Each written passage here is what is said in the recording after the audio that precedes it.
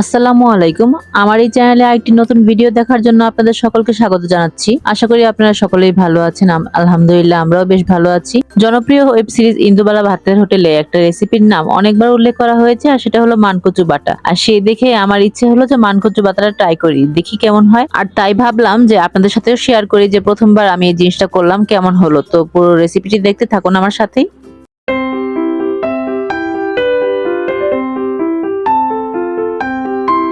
সকালে বাজারটা ঘুরন দিতেই চোখে পড়লো এই কচুগুলো, আর তখনই মাথায় এলো যে মান কচু বাটাটা আজকে ট্রাই করব। আর সে যেই ভাবা সেই কাজ, তাই মান কচুটা নিয়ে এলাম। তারপরে এখন আমি ইউটিউবে বেশ কয়েকটি ভিডিও সার্চ করেছি, আর সেটা দেখে আমি যা বুঝেছি সেই অনুযায়ী আমি আজকে এই ভর্তাটা বানাবো। যেহেতু আমি এই ভর্তাটা আগে কখনো বানাইনি, আর কচুটা আমি এমনিও খাই না। কচু শাকটা আমার খুব পছন্দ, কিন্তু কচুটা পছন্দ না, গলায় ধরে বলে। আর ভিডিওতে যা দেখলাম যে এই ভর্তাটা খেলে নাকি গলায় ধরে না। তো আজকে আমি নিজে বানিয়ে খেয়ে দেখবো যে গলায় ধরে কিনা, আর সেটাই আপনাদের সাথে শেয়ার করব। তো এখন আমি কচু থেকে অল্প একটু অংশ নিয়ে নিলাম, যেহেতু প্রথমবার বানাচ্ছি তাই বেশি বানাবো না, যদি খাওয়া না হয়। তাই আমি অল্প কিছু অংশ নিয়ে নিলাম, আর এখন এটাকে আমি ভালো করে ছুলে নিচ্ছি। আর এটাকে একটু মোটা মোটা করে ছুলতে হবে, তাহলে নাকি গলায় ধরবে না। তাই আমি একটু মোটা মোটা করে চোকলাটা ফেলে দিচ্ছি। এর চোকলাগুলো ভালো করে মোটা মোটা করে ছুলে তারপরে আমি এগুলোকে টুকরো টুকরো করে কেটে নিব।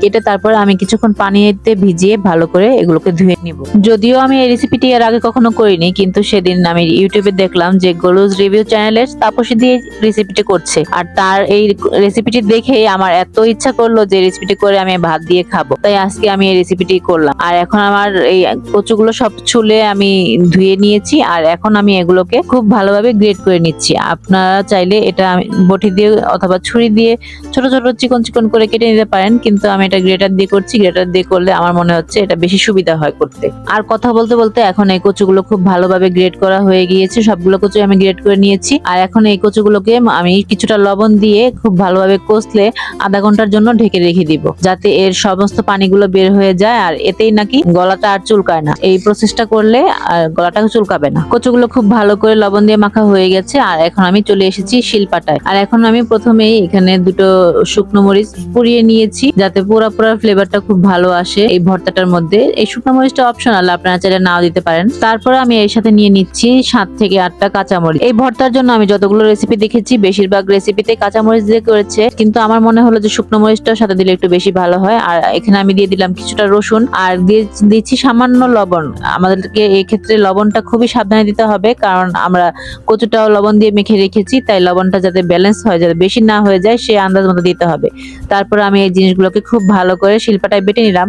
এখন এর মধ্যে আমি দিয়ে দিচ্ছি 1.5 চামচ পরিমাণ সরিষা। আপনারা এখানে সাদা অথবা কালো যে কোনো সরিষাই দিতে পারেন। আমি এখন সরিষা দিয়েও এগুলো খুব ভালোভাবে বেটে নিচ্ছি। খুব মিহি করে বেটে নিতে হবে। এই পুরো প্রসেসিংটা আপনারা চাইলে মিক্সি অথবা ব্লেন্ডারও করতে পারেন, কিন্তু যেহেতু এই ভর্তাটা একটু সাবেকি খাবার, তাই এটা শিলপাটায় করলেই আমার মনে হচ্ছে বেশি ভালো হয়। মরিচ, রসুন আর সরিষা সব একসাথে বাটা হয়ে গেছে। এখন আমি এই কচুগুলো গ্রেট করে লবণ দিয়ে কষলে রেখেছিলাম, সেগুলোকে খুব ভালো করে চিপে চিপে এর পানিটা পুরো ঝরিয়ে তারপরে এখানে আমি শিলপাটায় নিয়ে নিব। এখানে পানি থাকা যাবে না, কারণ পানিটা থাকলে গলায় ধরতে পারে। তাই খুব ভালো করে এটাকে চিপতে হবে। আপনারা চাইলে একটা কাপড়ে নিয়ে অথবা ছাঁকনি সাহায্যে চিপতে পারেন। কিন্তু এটাকে আমি হাত দিয়ে চিপে নিচ্ছি। চিপে চিপে এখন আমি সবগুলো কচু একসাথে নিয়ে নিচ্ছি। আর পানিটা দেখুন কি সুন্দর দুধের মতো সাদা পানি বের হয়েছে। সবগুলো গ্রেট করা কচু আমার পানিটা ছড়িয়ে তারপর নেওয়া হয়ে গিয়েছে। আর এখন এগুলোকে আমি খুব ভালো করে বেটে নিব। আর এটা খুব মিহি করে বাটতে হবে, এক বাটায় হবে না, আমি এখানে দুবার বেটে নিব। কচুটা একবার বাটা হয়ে গেলে আমি এখানে আরেকটা জিনিস অ্যাড করব, আর সেটা হলো নারকেল কোড়া। আর এই নারকেল কোড়াটা আপনারা চাইলে ফ্রেশও ইউজ করতে পারেন। আর এখানে আমার ফ্রিজে আগে ডিপ করা ছিল, তাই আমি সেটা ইউজ করলাম। এখানে আমি কিছুটা নারকেল কোড়া ইউজ করলাম। আর এই নারকেল কোড়াটা দেওয়ার কারণে এই ভর্তার স্বাদটা আরো দ্বিগুণ বেড়ে যায়। নারকেলটাকে ভালো করে বেটে নিয়ে তারপরে আমি সবগুলোকে একসাথে মিশিয়ে আরেকবার বেটে নিলাম। আমার ভর্তাটা বানানো হয়ে গেছে। এখন আমি এগুলোকে ভালো করে মিশিয়ে, আর এখানে আমি দিয়ে দিচ্ছি কিছুটা সরষের তেল। আর এই ভর্তায় সরষের তেলটাও দিতে হবে, আর সরষের তেলটা দিলে এর মজাটা আরো বেশি বেড়ে যাবে। এখন আমি ভর্তাটা উঠিয়ে নিচ্ছি। ভর্তাটা আমার বানানো হয়ে গিয়েছে। কচু বাটাটা বানানো শেষ হয়ে গিয়েছে, আর এখন তো খাওয়া দাওয়ার পালা। আর এই খাওয়াটা আরেকটু টেস্ট করতে এখন আমি চলে এসেছি আমার বারান্দায়। এখান থেকে আমি একটা কাঁচামরিচ নিয়ে নিব, আর এই ভাতের সাথে সাথে কাঁচামরিচটা খেতে অনেক ভালো লাগে। আপনারা কে কে ভাতের সাথে কাঁচামরিচ খেতে পছন্দ করেন আমাকে অবশ্যই কমেন্ট করে জানাবেন। আমার এই গাছের এই কাঁচামরিচগুলো খুবই ছোট ছোট হয়, তাই আমি এখান থেকে একটা পেড়ে নিলাম শখের বশে, দেখি খেয়ে কেমন হয়। তো হয়ে গেল আমার মান কচু বাটা। আসলে দেখতে যতটা লোভনীয় লাগছে, খেতে মনে হয় আরো বেশি মজা হবে। তো চলুন আপনাদের সাথে আমি খেয়ে শেয়ার করছি যে কেমন হয়েছে আর গলায় ধরেছে কিনা। তো আমি এখানে বসে পড়েছি ভাত নিয়ে খাওয়া দাওয়া করতে।